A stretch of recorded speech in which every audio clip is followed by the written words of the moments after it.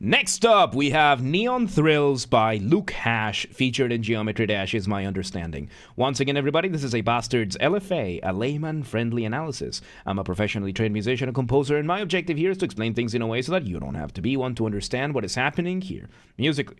So if you like the sound of that, make sure you're following the channel, subscribe to the channel, whatever term you want to use, like the video, share the video, leave a comment, turn on notifications, become a member, all that good stuff. Once again, everybody, if we somehow hit 10,000 subscribers on YouTube before Christmas 2025, I will take a single fan fiction of the choice of the community, and I will fully produce, record, and voice act an audiobook for it. This has to be achieved through legitimate and honest means only. Also, we did have a member offering to do a Nitro giveaway. If you want to offer anything else like that, or if you have any more ideas for me to do, let me know in the comments. We can figure everything out. So yes, only through legitimate and honest means. No account duping, no botting, no buying followers, no rat behaviors. Go share the videos with your friends, with your families, with your family's friends, with your friends' families. Those are two very distinct concepts, by the way. Use the hype function on YouTube. I don't know how it works, but we have a group on the Discord that does. Link down below. Go check out. Go coordinate with them. Artists, let me know if you want to collab, if you want some voice acting or some Mongolian throat singing or some guitar shredding for one of your tracks. Let me know. We can figure something out. So LukHash or anybody else, if you know an artist, let them know. Do not harass anyone. Do not spam anyone, okay? Don't be a rat. Members get early access to the content. I schedule the videos for the week on on Saturdays. And why? It's Wednesday, that's why. I schedule the videos for the week on Saturdays, and if you're a paid member on YouTube, regardless of the tier that you're in, you get access to the videos, at least for the LFAs. So become a member today. Disclaimers showing on your screen right now, so go ahead and pause the video if you want to read them in entirety. Other than that, let's do this. Neon Thrills. Let's go. We'll see, Seattle. We'll see.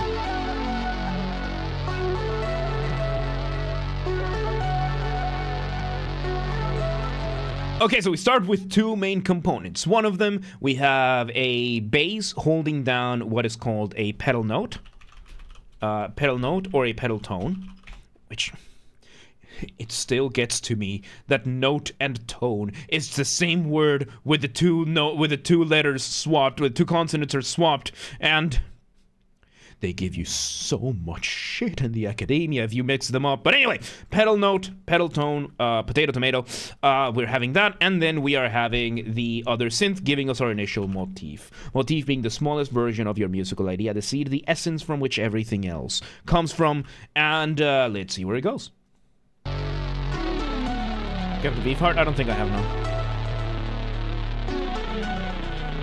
And we're having a couple of other synths giving us this.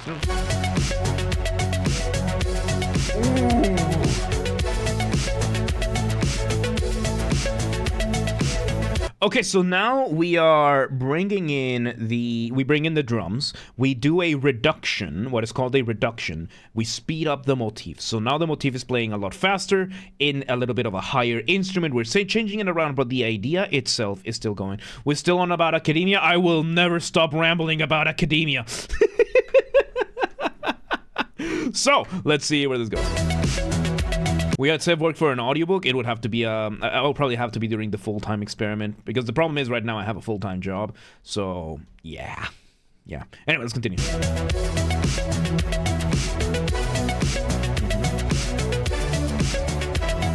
I like it. So for the chords, we are having two main things. We have one synth that is giving us like this stinging entry to it, and then we're having another one that is just holding down the chords. A very good combination. I think this could be a spiccato. So there's something called staccato. Staccato is very short, brief music, right? Like pop, pop, pop, pop. But then there's a variation of it called a spiccato, which is stronger than that. Bam! Bam, bam, kind of thing. So I think we have this with a spiccato. That or we are doing a forte piano, which when it comes to music, there's something called dynamics. Dynamics is how loud or how quiet your music goes. It goes from P for piano to F for forte, and then you have piano. You have like, you can add more, right? So you have piano, pianissimo, pianissimo, pianissimo, pianissimo, so on and so forth, which is piano, piano, piano, pianissimo, pianissimo, so on and so forth. Then you have F for forte, fortissimo, fortissimo, fortissimo, so on and so forth. Forte, fortissimo, fortissimo, so on and so forth. Then you do have the M, which is mezzo. The M stands for mezzo, which is kind of. So MP stands for mezzo piano, kind of quiet. MF is for mezzo forte, kind of strongly, kind of loud. But then you have other ones, for example, the forte piano, which means loud and quiet. This is one of the dynamics that is basically bam kind of thing. And then if you have piano forte, that's just the full name of what we call a piano. So yeah, we have that. Then you have other ones like these forzando and these forzato, which is just like play louder than everybody else. There's a bunch of other ones, but basically piano and forte. And yes, Silent Hill, the new Silent Hill game. Let me bring it. So the new Silent Hill, this F is the way that forte is supposed to be. So it's Silent Hill forte, Silent Hill loud. So yeah, do with that information what you will. So let's see where this goes.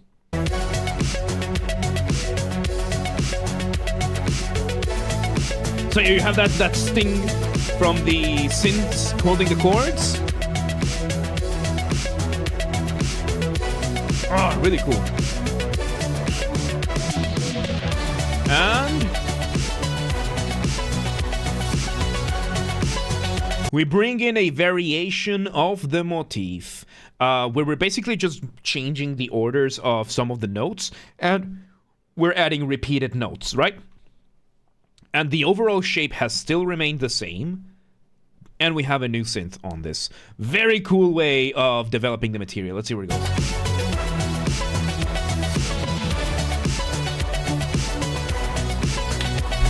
Oh yeah, we're not switching notes around, we're just adding a couple of repeated notes at the start. That's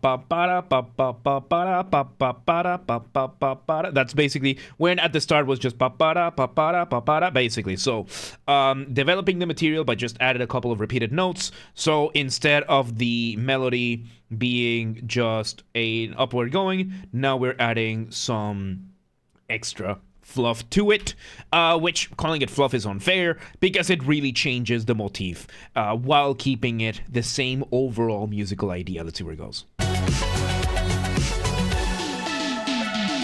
Little drum fill, and now we have two versions of the motif going on at the same time. We have the latest one, and I think we have the one before that, just a little bit more in the background. So, oh, this is really good. Brief moment of going off the ramp over there. Off the ramp being a colloquial term that I use. Colloquial, by that I mean there's no official academic term for this, or at least I'm not using it for the sake of simplicity. Off the ramp is what I call a transition, a specific type of transition that makes your listener feel suspended up in the air at the mercy of inertia, waiting to see where you land, kind of like going off a ramp. How do you do this? Remove the drums. Maybe the bass as well. In some of these cases, like this one, you remove the bass drums. And there you go. Let's see where this goes. It can't be too loud, I know, right?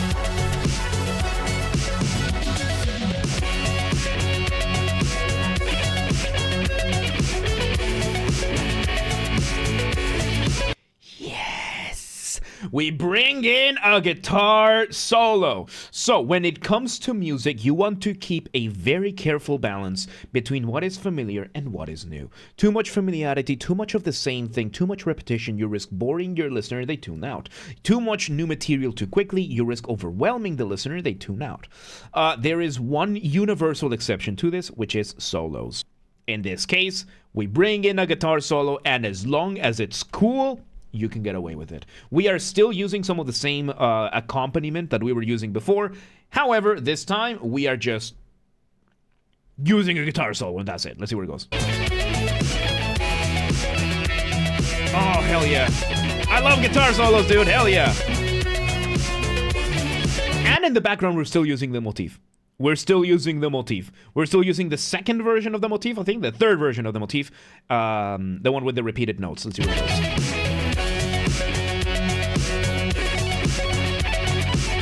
Really cool. So, third version of the motif in the second motif's thing. Oh, shred it! Oh, this is so good. Shred that guitar, brother. Guitar solo is done. New version of the motif with a new synth. Ooh. And the chords on the synth are now more focused on the bass now. And another thing is that the accents in the motif are a little bit moved with a little bit of rhythmic displacement. So rhythmic displacement is when you move something so that you either delay it a little bit or bring it forth a little bit. It's a really, really good tool to bring more variation while still keeping things the same way. Because when you have your rhythm, you will have, let's say you're in a 4/4, so these are your beats, and let's say you have a melody that is going on throughout the beats over there, and if you decide to engage in rhythmic displacement, all you need to do is to just, instead of this being on the beat, aligned with everything, you put it in between the beats, and it completely changes the feeling of everything. It really does. So this is the most visually friendly without having to go in depth about what rhythm is. But yeah, basically this is what we're doing. We're just pushing the rhythm a little bit so that it feels slightly different. Really good stuff. Let's see what it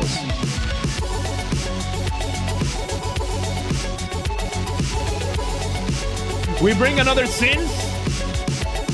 We bring another synth that sounds like it's very quick arpeggios.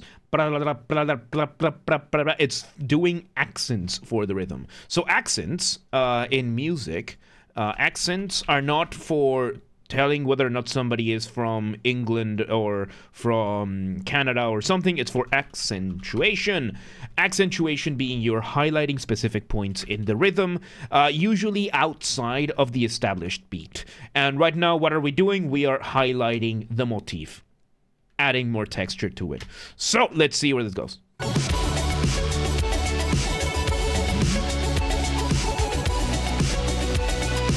And the background synths are just moving around with the chords. Off the ramp we go. New version of the motif. Rhythmic displacement mostly. We bring this version of the motif back. I think we got it around here. Yeah, third version, the one with the repeated notes. Nice. Off the ramp.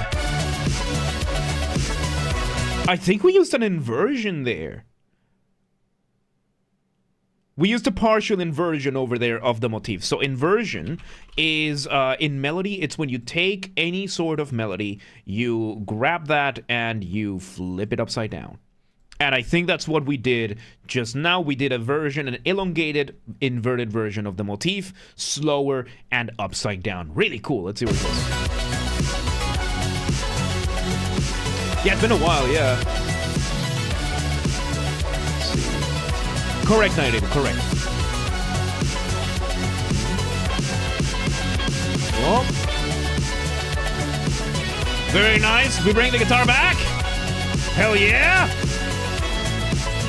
And you can tell right now we're in the climax over here. Usually your climax is going to be within the last 1 to 2 minutes. You're going to want to revisit as much of the material as you can to make this as grand and epic and glorious and just something like this, right?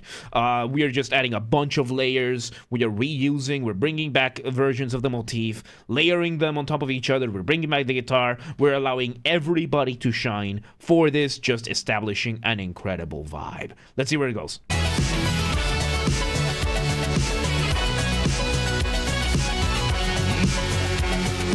And now we're just letting it play through. Drum fill and outro time. We leave now for the synths by themselves, doing the original version of the motif.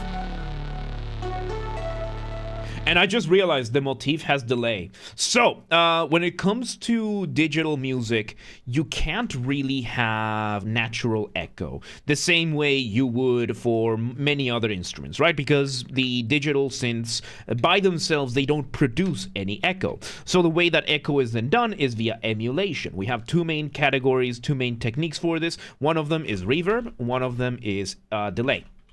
Reverb is small-scale echo. You could see it that way, which is walk into an empty room, into a church, or into a symphony hall, and you will hear how the sound bounces back to you in a very short way, because the whole point of echo is the way that sound travels back and forth. And delay is more in the, you go to the Grand Canyon and you shout echo. It's the echo, echo, echo, echo. That's what delay is, while reverb is in a smaller scale. Right now, this one has delay, and the reason why it was so difficult to catch is because the delay is put a little bit further back in the mix. So, there you go. Back up. Welcome back, Sufuru. I don't think you do. No. Let's see where this goes. So yeah, we're doing a recapitulation of the intro here. Without the pedal note, we are changing the notes around, and... okay. And we fade away.